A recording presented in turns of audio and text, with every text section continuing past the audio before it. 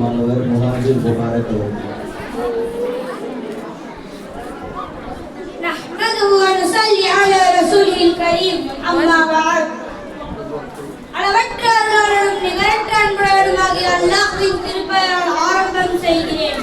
அன்பிற்குரிய உஸ்தாத்மார்களுக்கும் தாய்மார்களுக்கும் இஸ்லாத்தின் காணிக்கையால் என் சலாமை தெரிவித்துக் கொள்கிறேன். அஸ்ஸலாமு அலைக்கும் வரஹ்மத்துல்லாஹி வபரகாத்துஹு.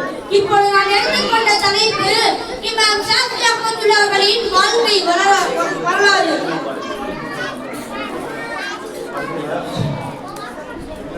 இஸ்லாத்தில் மிக முக்கியமாக இருக்கக்கூடிய ஃபிக்ஹ் சட்டங்களை தகுத்து கொடுத்த இமாம்களில் ஒருவர்தான் இமாம் ஷாஃபி ரஹ்மத்துல்லாஹி அவர்கள். இமாம் ஷாஃபி ரஹ்மத்துல்லாஹி அவர்களின் இயற்பெயர் முஹம்மது, தந்தை பெயர் இத்ரீஸ், முப்பாட்டார் பெயர் ஷாஃபி. இவர்கள் எதிரி 150ஆம் ஆண்டு ஷாபான் மாதத்தில் மக்காவில் பிறந்தார்கள். அந்த நாள் கூஃபாவில் வந்த இமாம் அபூ ஹனீஃபா ரஹ்மத்துல்லாஹி அவர்கள் மரணித்தார்கள். 8 வயதிலேயே முழு குர்ஆனை மனனம் செய்து விட்டார்கள் இமாம் ஷாஃபி ரஹ்மத்துல்லாஹி அவர்கள். நபி ஸல்லல்லாஹு அலைஹி வஸல்லம் அவர்களை 2 முறை கனவில் கண்டார்கள். முதல் முறை கனவில் உம்முல் இமாம் ஷாஃபி ரஹ்மத்துல்லாஹி அவர்கள் உம்மில் கண்டார்கள். இரண்டாவது முறை கனவில் தராஸ் கொடுத்து அன்பளிப்பாக வைத்துக் கொள்ளுங்கள் என கூறுவது போல கண்டார்கள். இளம் வயதிலேயே இமாம் மாலிக் ரஹ்மத்துல்லாஹி அவர்கள் எழுதிய வாத்தா என்ற நூலை முழுவதும் மனனம் செய்து விட்டார்கள்.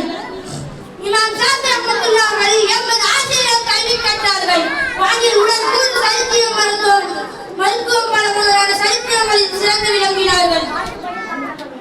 சிறு வயதிலேயே குர்ஆனை மனனம் செய்துள்ள இமாம் அவர்கள் குர்ஆன் ஓதுவதிலேயே ஆர்வம் கொண்டிருந்தார்கள்.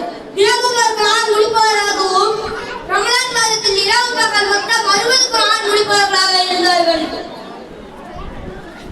ஆயத்துகள் தண்டனை மற்றும் வேதனை ஆயத்துகள் ஓதும்போது இறையச்சத்தால் மயங்கி விழுந்துருவார்கள்.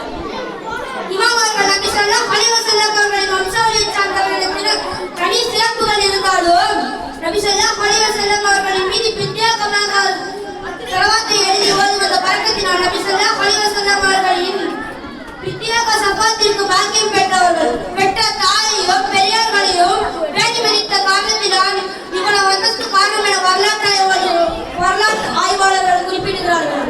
இவர்கள் ஹிஜ்ரி 54ஆம் ஆண்டு தமது 54வது வயதில் வஃபாத்தாகிவிட்டார்கள். அஸ்ஸலாமு அலைக்கும்.